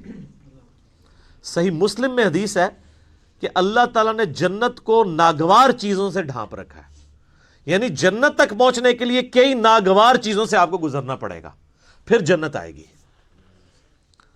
اور جہنم کو اللہ تعالیٰ نے خوشنما چیزوں سے ڈھانپ رکھا ہے، یعنی ہر اٹریکٹ فل چیز دوزخ کی طرف لے کے چلی جائے گی۔ ناگواری تو ہے نا، یعنی روزانہ 5 وقت نماز پڑھنا دنیاوی طور پہ ایک تردد تو ہے، سردیوں میں وضو کرنا ایک تردد تو ہے، گرمیوں کے روزے رکھنا ایک تردد تو ہے، حلال اور حرام کا فرق کرنا ایک تردد تو ہے، اور دوسری طرف آپ جو اپنی مرضی کے مطابق کوئی بھی کام کرتے جائیں وہ سیدھا آپ کو دوزخ کی طرف لے جائے گا، جو آپ اپنی مرضی سے کریں گے، اور جو اللہ کی مرضی سے کرنا پڑتا ہے اس میں تردد تو ہے، ظاہر وہ نفس کے خلاف ہے۔ تو یہ مسلم شریف کی حدیث کمال حدیث ہے کہ جنت ناگوار چیزوں سے ڈھانپی ہوئی ہے اور جہنم خوشنما چیزوں سے۔ اس کی ایکسپلینیشن جامع ترمذی میں، سنن ابی داؤد میں، سنن نسائی اور ابن ماجہ میں ہے کہ جب اللہ تعالیٰ نے جنت کو پیدا کیا تو حضرت جبرائیل علیہ السلام سے کہا کہ جائیں جنت کو جا کے وزٹ کریں کہ میں نے کیسی رہنے کی جگہ بنائی ہے۔ جب حضرت جبرائیل علیہ السلام جنت گئے اور اس کی خوبصورتی دیکھی تو اللہ تعالیٰ نے کہا کہ جبرائیل کیسا پایا جنت کو؟ انہوں نے کہا اللہ تیری عزت کی قسم کوئی بندہ ایسا نہیں ہوگا جو اس میں جانے کے لیے جان دھڑ کی بازی نہ لگا دے، کیا زبردست جگہ تو نے بنائی ہے۔ اللہ نے فرمایا اچھا، اللہ تعالیٰ نے جنت کو ناگوار چیزوں سے ڈھانپ دیا، جو مسلم شریف کی حدیث ہے، اور کہا اب جا کے ذرا جنت کو دیکھو۔ جب وہ دیکھ کے آئے تو انہوں نے کہا تیری عزت کی قسم مجھے نہیں لگتا کوئی بندہ جنت میں جانے میں کامیاب ہوگا، اتنا مشکل ہے۔ سر یہ ہے کتابوں کا خدا، یہاں کہتے ہیں نہیں جناب ایک دفعہ بھی پڑھ لیا ایک دفعہ بھی پڑھ لیا ایک پھیرا ہی لگے گا۔ اور سورہ فرقان میں اللہ تعالیٰ فرماتا ہے کہ جہنم ہمیشہ رہنے کے لیے بھی بری جگہ ہے اور ایک لمحے کے لیے رہنے کے لیے بھی بری جگہ ہے۔ آپ لاکھ کہتے رہیں کہ پھیرا لگے گا، اچھا یہ پھیرا بھی اس لیے ہم کہتے ہیں کہ ہم نے کبھی اس پھیرے کو امیجن نہیں کیا، آپ کو ادھر بیٹھے بیٹھے امیجن کروا دیتے ہیں۔ اگر کسی شخص کو یہ کہا جائے کہ ایک فجر کی نماز چھوڑنے پہ آپ کو فجر سے ظہر تک ایک ایسے کمرے میں وقت گزارنا پڑے گا جو 10 بائی 10 فٹ کا ہوگا، اس میں 100 کوبرا سانپ ہوں گے، 100 بچھو ہوں گے، 100 اژدہے ہوں گے، لیکن صرف فجر سے ظہر تک بس، تو کوئی امیجن بھی کر سکتا ہے اس کو؟ وہ ان سانپوں کو تو آپ مار بھی سکتے ہیں، تو جہنم کے سانپ کے بارے میں کوئی سوچ بھی سکتا ہے؟ چونکہ ہم نے امیجن نہیں کیا ہوتا اس لیے ایک پھیرے کی بات کرتے ہیں. اور یہ تو بہت بڑی میں نے مثال دی ہے. اگر کسی شخص کو کہا جائے نا کہ فجر کی نماز چھوڑنے پہ فجر سے ظہر تک آپ کو صرف ایک موم بتی کا وہ چھوٹا سا جو فلیم ہوتا ہے نا اس کے اوپر یوں ہاتھ رکھنا پڑے گا فجر سے ظہر تک، سر 10 سیکنڈ نہیں کو رکھ سکتا. تو یہ کہنا آسان ہے پھیرے والی بات. اچھا، وہ جو ترمذی، ابو داؤد، نسائی، ابن ماجہ کی حدیث ہے نا، اس میں آگے آتا ہے کہ پھر اللہ تعالیٰ نے حضرت جبرائیل سے کہا کہ جہنم جب پیدا کی، فرمایا جہنم کو جا کے دیکھو. جہنم دیکھ کے آئے، انہوں نے کہا اللہ تیری عزت کی قسم مجھے نہیں لگتا کوئی بندہ کوشش کرے گا کہ کوئی بھی ایسا عمل کرے کہ دوزخ میں جا کے گرے، یہ تو جگہ ہی ایسی تو نے بنا دی ہے. اللہ تعالیٰ نے پھر دوزخ کو، جہنم کو خوشنما چیزوں سے جب ڈھانپ دیا نا، جو مسلم شریف والی حدیث ہے، میں اسی کی ایکسپلینیشن آپ کو دوسری حدیث سے کر رہا ہوں. یہ سر کتابوں کا دین ہے، بابوں کا نہیں ہے. تو حضرت جبرائیل علیہ السلام جب گئے واپس آئے، کہا ہے اللہ تیری عزت کی قسم مجھے نہیں لگتا کوئی بندہ جہنم میں جانے سے بچ سکے گا، اتنا خوشنما تو نے بنا دیا، یہ تو سارے ہی جائیں گے جہنم میں. اور سب نظر بھی آ رہا ہے، نظر بھی آ رہا ہے. کیا دیندار، کیا بے دین، کیا مسلمان، کیا کافر، آپ کو بغاوت دیکھیں عروج پہ نظر آتی ہے. اور جو آپ کو دیندار نظر بھی آ رہے ہیں، یہ بھی اللہ نے ہی پردے رکھے ہوئے ہیں. کچھ کے پردے تو ہمارے جیسے لوگوں کے سامنے کھل بھی جاتے ہیں اور ہم آپ کو کھول کھول کے بتاتے ہیں، پھر بھی نہیں آپ کا دماغ کھلا تو آخرت میں تو کھل ہی جانا ہے. اوہ یہ کیا ہوا؟ نہیں، بڑا سینسٹیو ایشو ہے میرے بھائی. تو یہ اللہ تعالیٰ نے جہنم اور دوزخ کا جو معاملہ رکھا ہے، یہ اگر یہ چیزیں نہ ہوتی تو کوئی بھی شخص اللہ تعالیٰ کو رسپانس نہ کرتا. میرا ایک یوٹیوب پہ کلپ بھی ہے، خدا انسان کی ضرورت کیوں ہے. خدا انسان کی ضرورت ہے ہی اس لیے کہ انسان مر جاتا ہے. اگر انسان نے مرنا نہ ہو اور انسان کے اوپر کوئی مشکل وقت نہ آنا ہو، انسان کی ضرورت اللہ کبھی رہتا ہی نہیں ہے. یہ تکلیفیں اور موت، یہی تو ایک تلوار لٹک رہی ہے کہ یار میں نے مرنا ہے، کسی کو منہ دکھانا ہے جا کے. آپ ایک لمحے کے لیے امیجن کریں کہ اگر آپ نے مرنا نہ ہو اور آپ کو کبھی کوئی تکلیف نہ آئے، یہ دو چیزوں کی گارنٹی ہو، تو سر نماز کس نے پڑھنی ہے؟ تو یہ ساری دھمکیاں ختم ہو جائیں گی نا پھر دوزخ کی. تکلیف نہ آنے کا مطلب ہے کوئی کچھ نہیں کرے گا. موت نہ آنے کا مطلب ہے آپ اپنی زندگی انجوائے کریں گے. اور تکلیف نہ آنے کا مطلب ہے کہ پھر آپ کو کوئی نہ کوئی رزق کے حوالے سے ایشو ہوگا، نہ اور کوئی تکلیف پہنچے گی. تو یہ سر دنیا میں پاسبل نہیں، جنت میں ہی ہے. لیکن دنیا میں بھی یہ ہو جائے نا تو اللہ تعالیٰ انسان کی ضرورت نہیں رہتا.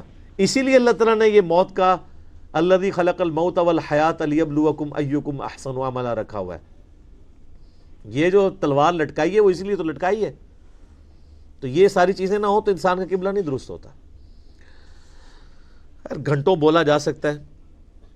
اگلی بڑی اہم ترین آیت ہے، آیت نمبر 26. قرآن حکیم کے اسلوب کے اوپر ایک کافروں نے اعتراض کیا تھا، اور کچھ نہیں. یعنی وہ قرآن کے مثل کوئی صورت تو نہیں بنا کے لا سکے، لیکن ایک اعتراض انہوں نے کیا تھا کہ اگر یہ اللہ کی کتاب ہے تو اللہ تو اتنا پڑھا لکھا ہے، اتنا ایجوکیٹڈ ہے، اتنی اونچی ہستی ہے، لیکن قرآن میں مثالیں وہ بیان کرتا ہے، کبھی مکھی کی، کبھی جو ہے وہ مکڑی کی. سورۃ العنکبوت میں کافروں کے ایمان کو مکڑی سے تشبیہ دی.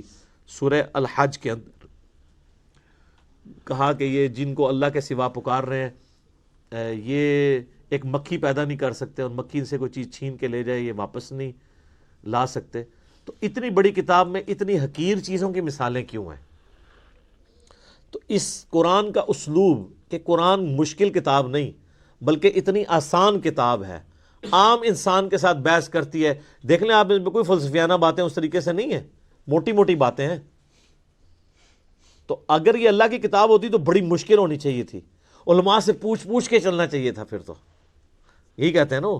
اور قرآن کم از کم 4 دفعہ سورۃ القمر میں کہہ رہا ہے وَلَقَدْ يَسَّرْنَا الْقُرْآنَ لِلذِّكْرِ فَهَلْ مِن مُدَّكِرٍ، قرآن کو ہم نے نصیحت کے لیے آسان کر دیا ہے کوئی جو نصیحت حاصل کرے اس سے؟ تو اتنی مشکل کتاب ہونی چاہیے تھی اگر یہ اللہ کی کتاب ہے۔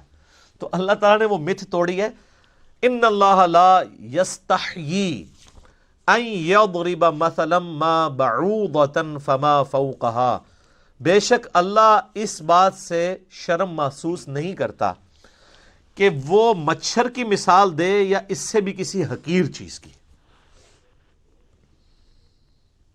کیوں؟ اللہ کا مقصد کسی کے اوپر اپنا علمی روب ڈالنا نہیں ہے، اللہ کا مقصد بات سمجھانا ہے، اور بات سمجھانے والا شخص جو ہوتا ہے نا وہ کبھی مشکل الفاظ نہیں استعمال کرتا۔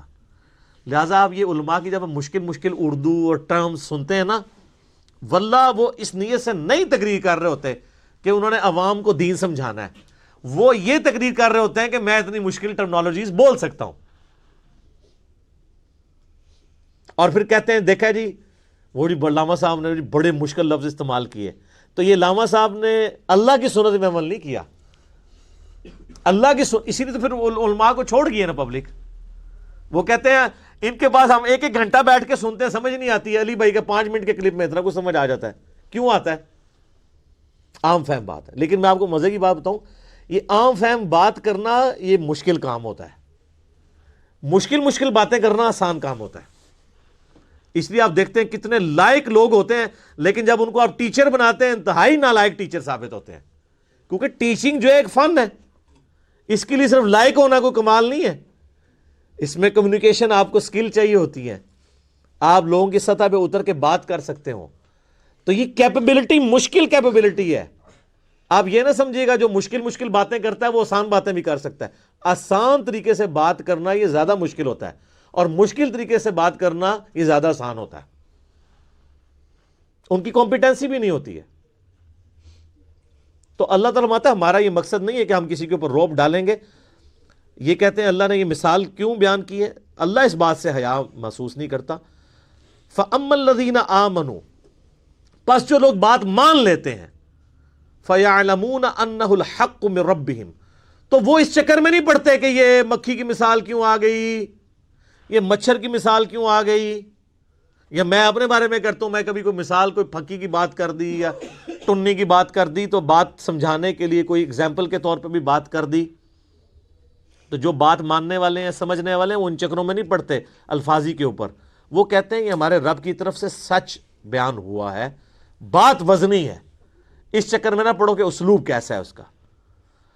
فَأَمَّا الَّذِينَ كَفَرُوا، جبکہ جو بات نہیں ماننے والے ہوتے ہیں، ہر بات میں وہ بات کی کھال اتارنے والے ہوتے ہیں، اور ان کا مقصد بات ماننا نہیں ہوتا بلکہ انکار کرنے کا کوئی بہانہ تلاش کرنا ہوتا ہے۔ فَيَقُولُونَ، تو وہ کہتے ہیں مَاذَا أَرَادَ اللَّهُ بِهَذَا مَثَلًا، اللہ کو یہ مثال بیان کر کے کیا ملا ہے، کیا ارادہ تھا اللہ کا، یہ باتیں کرنے کی کیا ضرورت ہے، کوئی مشکل باتیں ہونی چاہیے تھی۔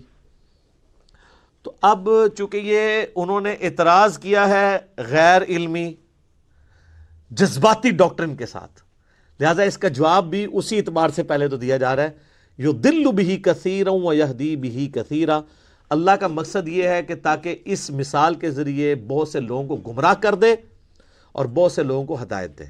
مراد یہ نہیں ہے کہ قرآن کتاب گمراہی ہے، وہ تو آیا ہے قرآن میں ھدی للناس وبینات من الھدی والفرقان، یہ پوری انسانیت کے لیے ہدایت ہے، ہدایت کے روشن دلائل ہیں، اس میں حق اور باطل میں تمیز کرنے والی کتاب ہے۔ اس کتاب کا مقصد کسی کو گمراہ کرنا نہیں ہے، مقصد یہ کہ یہ الٹیمیٹلی تمہاری گمراہی کا سبب اس اعتبار سے بن جائے گی کہ تم اس کو مان کر ہدایت پہ آ جاؤ گے اور نہ مان کے گمراہ ہو جاؤ گے۔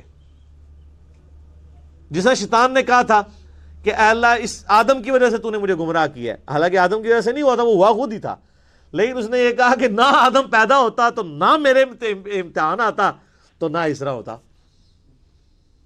تو انڈائریکٹلی یہ بات ادھر بھی اللہ تعالیٰ نے کہا ہے کہ اللہ تعالیٰ نے اس لیے کیا ہے کہ تم تاکہ جو ماننے والے ہیں ان کا ایمان میں اضافہ ہو جائے گا، جو نہ ماننے والے ہیں وہ گمراہ ہو جائیں گے، اور جو ماننے والے ہیں ان کو ہدایت مل جائے گی۔ اس کا یہ مطلب قطعاً نہیں ہے کہ قرآن پڑھ کے کسی کو گمراہی ملتی ہے، نعوذ باللہ من ذالک، یہ عقیدہ کفر ہے۔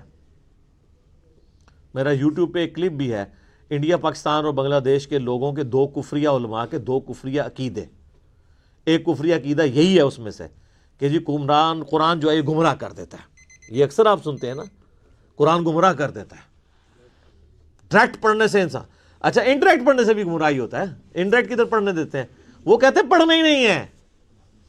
ڈائریکٹ انڈائریکٹ تو ہے, وہ انگریزی والی رہ گئے. انڈائریکٹ نہ انہوں نے خود پڑھا ہوا ہوتا ہے اور نہ کسی کو پڑھنے دیتے ہیں. وَمَا يُضِلُّ بِهِ إِلَّا الْفَاسِقِينَ, اور اس سے گمراہ تو نہیں ہوتے ہیں مگر وہ لوگ جو نافرمان ہیں, نافرمانی کی روش اختیار کیے ہوئے لوگ ہیں, جو جان بوجھ کے گمراہ ہونا چاہتے ہیں. وہ ان کے لیے قرآن میں پھر گمراہی ہے, کیونکہ جب وہ چاہ ہی رہے ہیں کہ ہم نے قرآن پاک میں نکالنی ہے اس قسم کی باتیں جس سے ہم قرآن سے دور بھاگیں, تو ظاہر ہے پھر قرآن پہ انہوں نے عمل کہاں سے کرنا ہے. حتیٰ کہ علماء یہود کے بارے میں سورہ الجمعہ میں آیا کہ ان کی مثال ان گدھوں کی سی ہے, جیسے گدھے کے اوپر کتابیں لاد دی جائیں نا, اس کتاب سے وہ اکتساب نہیں کر سکتا. لہٰذا علماء یہود کے پاس پروفیسیز موجود تھیں ان کی کتابوں میں کہ نبی آخر الزماں آئیں گے صلی اللہ علیہ وآلہ وسلم, لیکن ان کتابوں سے انہوں نے اکتساب نہیں کیا تو برباد ہو گئے. تو جو کتابوں سے اکتساب کرے اس کے لیے یہ باتیں نہیں کہ وہ گمراہ ہوگا. جو کتاب ہونے کے باوجود اس میں عمل نہ کرے یا شوکیس میں بس سجا کے رکھے. تو اب اللہ تعالیٰ اس آیت کو آگے کھول رہا ہے کہ یہ جو میں نے کہا کہ قرآن کے ذریعے گمراہی کماتے ہیں وہ لوگ, تو ان لوگوں کے اندر نشانیاں کیا پائی جاتی ہیں جو قرآن کی دعوت کو نہ قبول کر کے گمراہی کماتے ہیں. قبول کرنے والے تو ہدایت پہ ہیں. وہ ہے اب اگلی آیت, الذین ینقضون عہد اللہ من بعد میثاقہ, یہ وہ لوگ ہیں جو اللہ سے عہد کرنے کے بعد, پختہ عہد کرنے کے بعد توڑ دیتے ہیں. اب ظاہر ہے یہ تعویل خاص کے اعتبار سے تو یہودیوں سے اللہ تعالیٰ نے عہد لیا ہوا تھا. آگے چل کے آئے گا اللہ تعالیٰ نے کوہ طور کو ان کے اوپر سائبان کی طرح بلند کر دیا تھا کہ اس کتاب تورات پہ ایمان لاؤ ورنہ پہاڑ تمہارے اوپر گرنے لگا. آپ ذرا امیجن کریں, اتنا بڑا پہاڑ بادل کی شکل میں اوپر آ جائے اور کہا جائے کہ پکڑو تورات کو ورنہ آیا جائے تھوڑے ہوتے, تو وہ بڑا کس لیول کا پکا عہد پھر انہوں نے کیا ہوگا. لیکن اس کے بعد توڑ دیا انہوں نے. اور تعویل عام کے اعتبار سے ہر انسان نے اللہ سے ایک عہد کیا ہوا ہے جس کی ڈیٹیل آئے گی سورۃ الاعراف میں. الستُ بربکم, اللہ نے ہماری ارواح سے یہ عہد لیا تھا, کیا میں تمہارا رب نہیں ہوں؟ تو سب نے مانا تھا کہ ہاں تو ہی ہمارا رب ہے. ہماری جبلت کے اندر توحید موجود ہے, لیکن وہ عہد پھر لوگ توڑ دیتے ہیں. اندر جو توحید موجود ہے اس سے روگردانی اختیار کرتے ہیں. وَيَقْطَعُونَ مَا أَمَرَ اللَّهُ بِهِ أَن يُوصَلَ, اور وہ رحمی رشتوں کو توڑ دیتے ہیں جن کے جوڑنے کا اللہ نے حکم دیا ہے. حقوق العباد کا معاملہ آ گیا. پہلی چیز حقوق اللہ اور توحید, اور دوسری چیز حقوق العباد میں وہ لوگ کمزور ہوتے ہیں. حقوق العباد میں وہی کمزور ہوگا نا جو اللہ کے معاملے میں کمزور ہوگا. اگر اسے سورۃ النساء کی آیت پتہ ہوگی کہ جو لوگ یتیموں کا مال نہ حق ہڑپ کر رہے ہیں وہ اپنے پیٹ میں دوزخ کی آگ بھر رہے ہیں, جو آگ اس وقت تو ہمیں نہیں جلا رہی لیکن ڈورمنٹ پوزیشن میں ہے, آخرت کے اندر یہ ایکٹیو ہو جائے گی.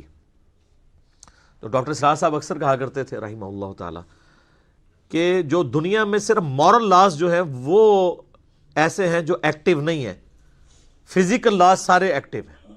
اگر کسی کی زبان پہ انگارہ رکھ دیا جائے زبان جل جائے گی, لیکن حرام کا لقمہ رکھا جائے, آپ خنزیر بھی بے شک زبان پہ رکھ لیں زبان نہیں جلے گی, کیونکہ وہ مورل لاز ہیں. وہ آخرت میں جا کے وہ ایکٹیو ہو جائیں گے. کسی نے حرام کا مال کھایا تھا, دنیا میں نہ بھی نکلے, اس کے پیٹ میں درد نہ بھی ہو, آخرت میں وہی سارا مال اس کے اوپر عذاب بن کے مسلط کر دیا جائے گا. تو حقوق العباد کے معاملے میں بھی قطع رحمی کرتے ہیں, اور قطع رحمی سے مراد جو رحمی رشتے ہیں, آپ کے قریبی رشتہ دار ہیں, ان کے ساتھ وہ اس نے سلوک نہیں کرتے. بخاری و مسلم دونوں میں حدیث ہے, جب اللہ تعالیٰ نے صلہ رحمی کو پیدا فرمایا تو اس کو مخاطب کر کے کہا کہ جو تجھے جوڑے گا میں اس سے اپنا تعلق جوڑوں گا, اور جو تجھے توڑے گا میں اس سے اپنا تعلق توڑ لوں گا. تو یہ اسلام میں حقوق اللہ اور حقوق العباد یہ پیرلل میں چلتے ہیں. وہ غامدی صاحب اکثر ایک بات کرتے ہیں کہ اگر کسی شخص نے کسی کا مال نہ حق ہڑپ کیا ہے, یا کسی نے اپنے بھتیجوں یا بھانجوں کی جائیداد کے اوپر ناحق قبضہ کر لیا ہے, یا اپنی سسٹر کی وراثت دبا لی ہوئی ہے اور وہ یہ سمجھتا ہے کہ میں پہلے تہجد کے 2 نفل پڑھتا تھا، اب 4 پڑھ لوں گا تو میری وہ چیزیں معاف ہو جائیں گی، نہ، کبھی نہیں معاف ہوں گی۔ آپ خانہ کعبہ میں تکبیر اولیٰ کے ساتھ پوری زندگی بھی نمازیں پڑھتے رہیں، ایک پیسہ بھی کسی کا دبایا وہ معاف نہیں ہونا۔ بخاری اور مسلم دونوں میں حدیث ہے، جس نے ایک بالش زمین بھی کسی کی دبائی، 7 زمینوں کا توق اس کے گلے میں ڈال دیا جائے گا قیامت والے دن۔ 7 زمینوں کا توق صرف ایک بالش، 9 انچ زمین۔ یہاں لوگ پورے مکان ہڑپ کر جاتے ہیں، پلاٹ ہڑپ کر جاتے ہیں لوگوں کے، اور وہ لوگ یہ سمجھتے ہیں کہ ہم 1 لاکھ بندوں کا دسترخوان چلا کے جو ہم نے لوگوں سے زبردستی زمینیں ہتھیائی ہیں اور اپنی ہاؤسنگ سکیمز بنائی ہوئی ہیں، یہ 1 لاکھ لوگوں کو روزانہ کھانا کھلانا، 1 ارب لوگوں کو بھی روزانہ کوئی کھانا کھلائے، اللہ کو فرق نہیں پڑتا۔ اللہ کے کرائٹیریا ہی بالکل ڈیفرنٹ ہے۔ یہ امپریس ہو جانا کسی کی نیکی سے، یہ تو میرا آپ کا معاملہ ہے نا۔ اسی لیے مسلم شریف میں حدیث ہے، اللہ تمہاری شکلوں اور مال کو نہیں دیکھتا، دلوں اور اعمال کو دیکھتا ہے کہ کیا کس لیے تھا۔ شکل جتنی مرضی معصوم نورانی بنا لو، مال جتنا مرضی اللہ کی راہ میں خرچ کر دو، اللہ نے تو یہ چیک کرنا ہے یہ کیا ہے، کس چکر میں کر رہا ہے۔ اور قرآن حکیم میں کم از کم 4 مقامات پہ یہ مضمون ریپیٹ ہوا ہے کہ جو اس قسم کے اعمال کرنے والے لوگ ہیں، اللہ فرماتا ہے قیامت والے دن ہم ان کے اعمال کی طرف بڑھیں گے اور ان کو بکھرا ہوا غبار کر دیں گے۔ جیسے کوئی ایک فٹ بال کی طرف بڑھتا ہے نا اور ٹھوکر مار کے پرے کرتا ہے، اللہ تعالیٰ فرماتے ہیں ہم ایسے لوگوں کے اعمال کو ختم کر دیں گے۔ وہ اعمال تو ہے ہی نہیں تھے، وہ جن کاموں کے لیے وہ کیے گئے تھے وہ ان کو اجر مل چکا۔ مسلم شریف کی حدیث جو ہے ایک لٹکتی ہوئی تلوار ہے کہ قیامت والے دن نبی علیہ السلام فرماتے ہیں، صحیح مسلم میں حدیث موجود ہے، ایک سخی کو، ایک شہید کو اور ایک قاری کو بلایا جائے گا۔ قاری کو اللہ بلا کے کہے گا تجھے قرآن کا علم دیا تھا، اس کے بدلے تو نے میرے لیے کیا کیا؟ کہے گا یا اللہ میں نے قرآن سیکھا اور سکھایا، اس سے افضل عمل ہی کوئی نہیں تھا۔ اللہ تعالیٰ فرمائے گا تو نے اس لیے سب کچھ کیا کہ لوگ تجھے کہیں بڑا علامہ ہے، بڑا قاری ہے، تو دنیا میں تجھے اجر مل چکا ہے، جس کام کے لیے تو نے ایفرٹ پٹ کی تھی تو نے اجر کما لیا، میرے ہاں کوئی اجر نہیں، الٹا منہ کر کے دوزخ میں۔ پھر ایک سخی کو بلایا جائے گا، اللہ فرمائے گا اتنا مال دیا تھا کیا کیا؟ کہے گا یا اللہ میرے دسترخوان چلتے تھے، غریبوں کو بانٹتا تھا، میں آئے دن میں سیلاب کے اندر جا کے میں وہ چیک کاٹ کے دیا کرتا تھا، کتنے لوگوں کا خرچہ میں نے اٹھایا ہوا تھا۔ اللہ تعالیٰ فرمائے گا یہ تو نے سب کچھ اس لیے کیا لوگ تجھے کہیں بڑا سخی ہے، بڑا اللہ کی راہ میں خرچ کرنے والا ہے، تو لوگوں نے خوب تیری تعریف کی ہے نا دنیا میں، تو بس یہی اجر تھا، میرے پاس کوئی اجر نہیں اب تیرے لیے، الٹا منہ کر کے دوزخ میں۔ اللہ کی آپ غیرت دیکھیں کہ اللہ تعالیٰ کسی نیک عمل کو بھی قبول کرنے کے لیے تیار نہیں ہے اگر خالصتاً اس کے لیے نہ ہوا۔ اللہ بڑا ڈاڈا ہے۔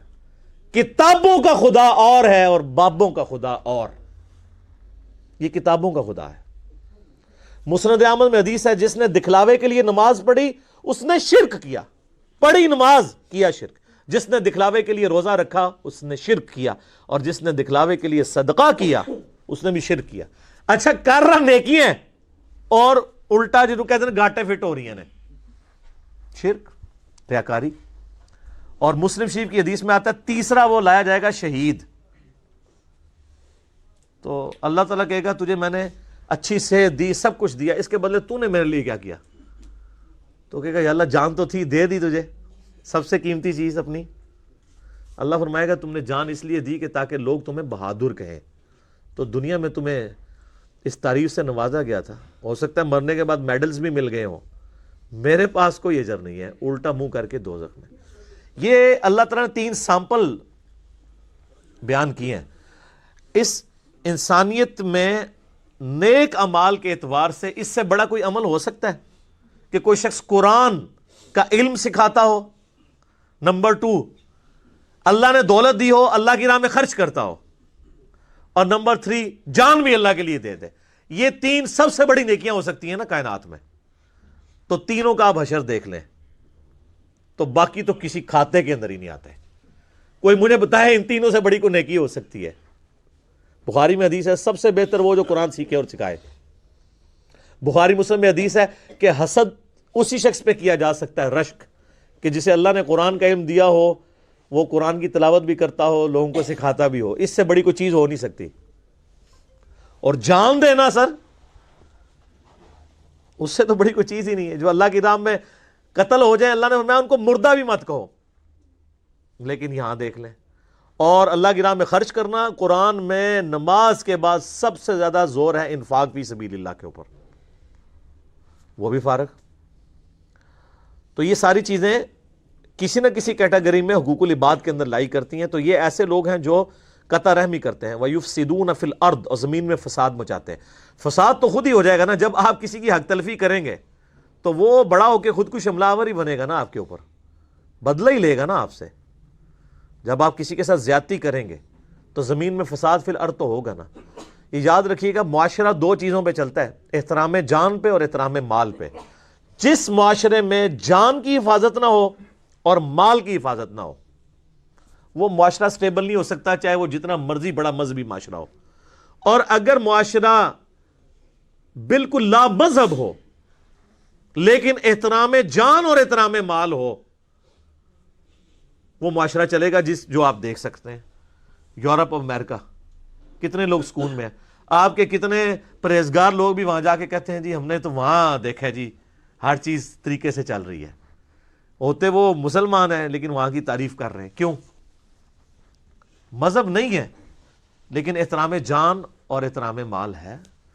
عدلیہ آزاد ہے, ہر شخص کو حق ہے کہ وہ اپنا مقدمہ پیش کر سکتا ہے. کسی کی جرت نہیں ہے کہ وہ اپنے سٹیٹس کی بنیاد کے اوپر کسی کا حق غصب کر لے, کسی کو ایک تھپڑ بھی مار دے.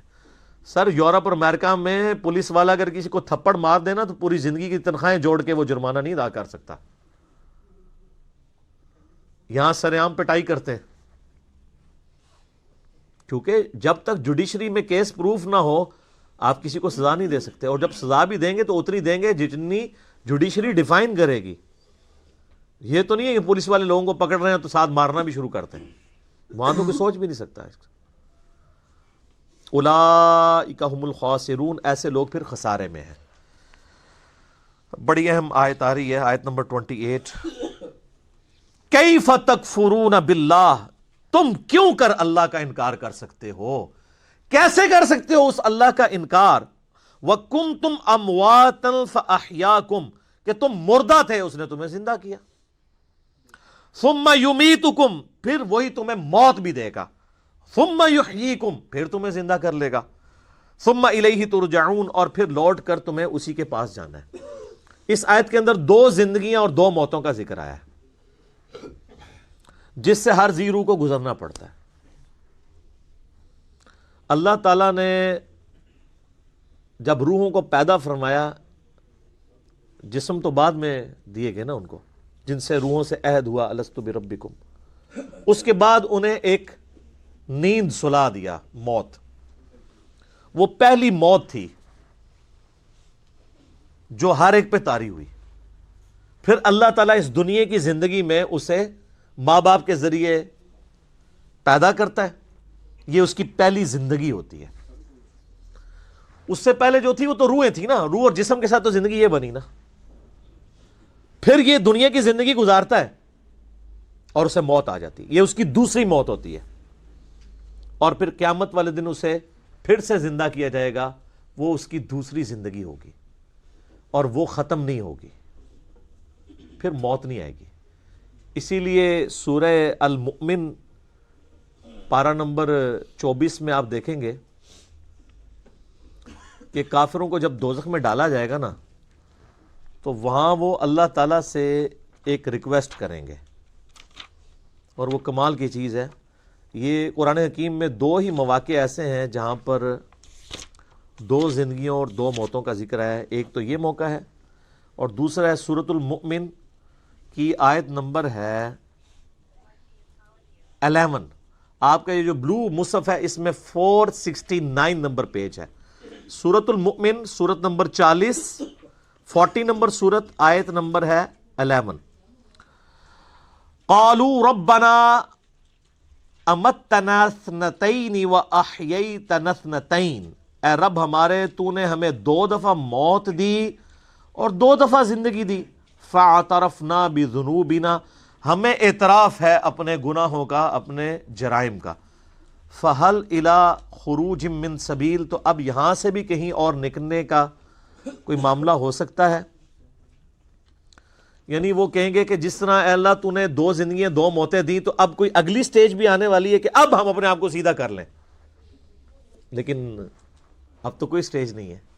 اللہ تعالیٰ فرمائے گا ذالکم بأنہ اذا دعی اللہ وحدہ کفرتم، یہ جو تم نے انجام دیکھا ہے یہ اس لیے ہے کہ جب تمہیں دنیا کی زندگی میں اکیلے اللہ کی طرف بلایا جاتا تھا تم انکار کر دیتے تھے، وَإِن يُشْرِكْ بِهِ تُؤْمِنُوا، اور جب تمہیں کہا جاتا تھا اس کے ساتھ اور ہستیوں کو شریک ٹھہراؤ تو تم بات مان لیتے تھے۔ فَالْحُكْمُ لِلَّهِ الْعَلِيِّ الْكَبِيرِ، تو اب حکم تو اس اللہ کا ہے جو بلند و بالا ہے اور بڑائی والا ہے۔ یعنی اب کوئی اس کے بعد سٹیج نہیں، یعنی یہی 4 سٹیجز ہیں۔ پہلی موت جو اللہ نے ارواح کو سلا دیا، اس کے بعد پہلی زندگی جب جسم دے کے ماں باپ کے ذریعے دنیا میں ظہور ہوا، اور پھر دنیا کی زندگی گزار کے کسی کو جوانی میں موت، کسی کو بڑھاپے میں موت، اور اس کے لیے موڈ کوئی بھی ہو سکتا ہے، کوئی ایئر کریش میں مرے گا، کوئی ہارٹ کے فیلئر سے مرے گا، کوئی گردوں کے فیلئر سے مرے گا، کوئی کسی شیر کے منہ میں چلا جائے گا، کوئی روڈ ایکسیڈنٹ میں مر جائے گا۔ ایگزٹ ہر بندے کا اس دنیا سے، تو وہ دوسری موت ہوگی اس کی، اور پھر دوسری زندگی ہے قیامت والے دن، جس کے بعد موت نہیں آنی۔ بخاری میں حدیث ہے کہ میدان محشر میں لا کے موت کو مینڈے کی شکل میں ذبح کیا جائے گا۔ جنتی جو ہیں وہ گھبراتے ہوئے جنت کے کنارے آئیں گے، اور دوست کی خوشی کے ساتھ دوزخ کے کنارے آئیں گے کہ شاید ہمیں کوئی نکالا جا رہا ہے، کیونکہ ندا دی جائے گی کہ ایک سرمنی ہو رہی ہے، آ جاؤ دیکھ لو۔ اور وہ سرمنی یہ ہوگی کہ موت کو قتل کیا جائے گا، اور پھر اللہ تعالیٰ کی طرف سے کہا جائے گا کہ اب جو جنت میں خوشخبری ہے ان کو موت نہیں آنی، اور جو دوزخی ہیں ان کے لیے عبرت ہے۔ اب عبرت کیا ہے؟ اب ہمیشہ کی ناکامیاں مقدر ہیں کہ ان پہ بھی موت نہیں آنی، تو ان پہ ایسی مایوسی طاری ہوگی جو کبھی طاری نہیں ہوئی ہوگی، کیونکہ اب امید کی آخری کرن بھی ختم ہو گئی نا۔ سورہ الفرقان میں آتا ہے نا کہ وہ موت اللہ طرف مانگے گا، ایک نہیں ہزاروں موتیں آج مانگو، موت نہیں تمہیں آئے گی، کیونکہ موت سے وہ سمجھیں گے کہ معاملہ ٹل جائے، تو موت نہیں آئے گی۔ اللہم اجرنا من النار، اللہم من احییتہ منا فاحیہ علی الاسلام، ومن توفیتہ منا فتوفہ علی الایمان۔ تو اللہ تعالیٰ بتا ہے پھر زندہ کر کے تمہیں اپنے رب کی طرف لوٹایا جائے گا۔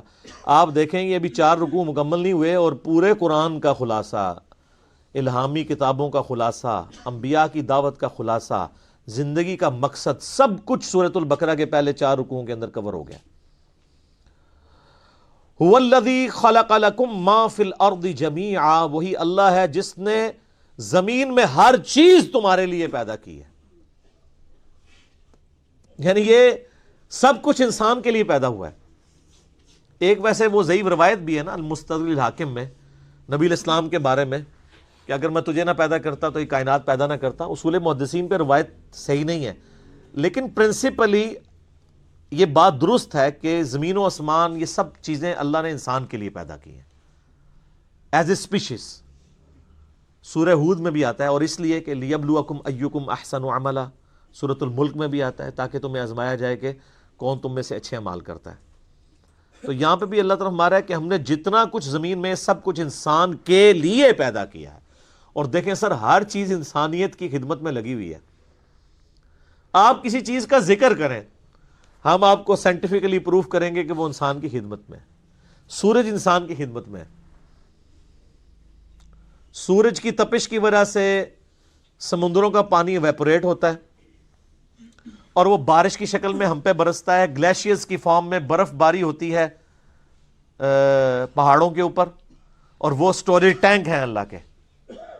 ورنہ سمندر سے اگر آپ کو یہاں پانی لانا پڑے 1000 کلومیٹر دور تو مصیبت نہ بن جائے۔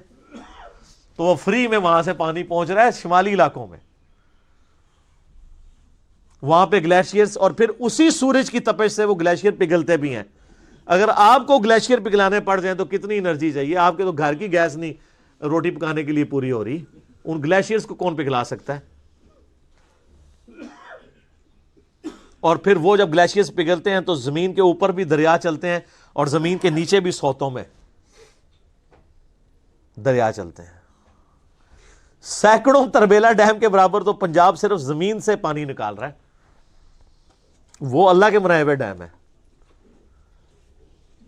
اچھا پھر اس پانی کے ذریعے فصلیں اگ رہی ہیں, فصلیں نہ اگیں جانور نہیں کھا سکتے, ہم نہیں کھا سکتے, نہ جانور زندہ رہ سکتے ہیں, نہ ہم زندہ رہ سکتے ہیں اگر پانی نہ ہو اور اگر سورج نہ ہو. دنیا میں ہواؤں کا چلنا, موسموں کا بدلنا, ہر چیز ڈیپینڈنٹ ہے سورج پہ. صرف سورج ختم ہو جائے نا, خود بخود ساری زندگی روئے ارض سے ختم ہو جائے گی, کیونکہ پودے اپنی خوراک ہی نہیں تیار کر سکیں گے. جب پودے مر جائیں گے جانور بھی مر جائیں گے, تو انسان کیا کھائے گا؟ مٹی کھا کے زندہ رہ سکتا ہے؟ ختم. تو اللہ تمہارے زمین میں ہر چیز میں نے تمہارے لیے پیدا کی ہے, اور اس میں امپلائڈ ہے کہ تمہیں اپنے لیے پیدا کیا ہے. وہ آگے چل کے پھر دعوت آ جائے گی کہ یہ جو پریویلیجز ہی نہیں صرف دے دیے گئے ہیں کہ لو جی جناب یاشی کرو, نہیں, اس کے اگینسٹ میں کچھ ڈیمانڈ بھی کر رہا ہوں. سورہ ذاریات میں تو کھل کے مضمون ہے نا, وما خلقت الجن والانس الا لیعبدون. ہم نے جنوں اور انسانوں کو نہیں پیدا کیا سوائے اس لیے کہ وہ ہماری عبادت کریں. ہمیں مانے نہیں, صرف عبادت کریں. اور عبادت کا مطلب ہے اللہ کو ماننا اور اللہ کی ماننا, ٹوٹل اوبیڈینس. ثم استوى الى السماء, پھر اللہ تعالیٰ آسمان کی طرف متوجہ ہوا یا مستوی ہوا. فسواہن سبع سماوات, اور پھر آسمانوں کو 7 آسمان بنا دیا. وہو بکل شیء علیم, اور وہ ہر چیز کو اپنے علم کے ذریعے گھیرے ہوئے ہے. اب یہ پورا بریک اپ پھر آگے جا کے سورہ ہود میں, سورہ حامیم السجدہ میں آئے گا کہ 6 دنوں میں اللہ تعالیٰ نے جو ہے وہ زمین و آسمان کو پیدا فرمایا اور جتنے ریسورسز رکھے. اس کے اوپر میرا ایک کلپ بھی ریکارڈڈ ہے, یوٹیوب پہ اپلوڈڈ, آپ دیکھ سکتے ہیں. آج میں اس بحث میں نہیں پڑھوں گا.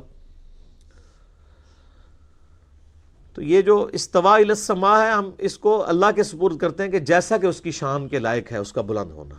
اس کی کیفیت میں ہم نہیں پڑھ سکتے, یہ متشابہات میں سے ہے.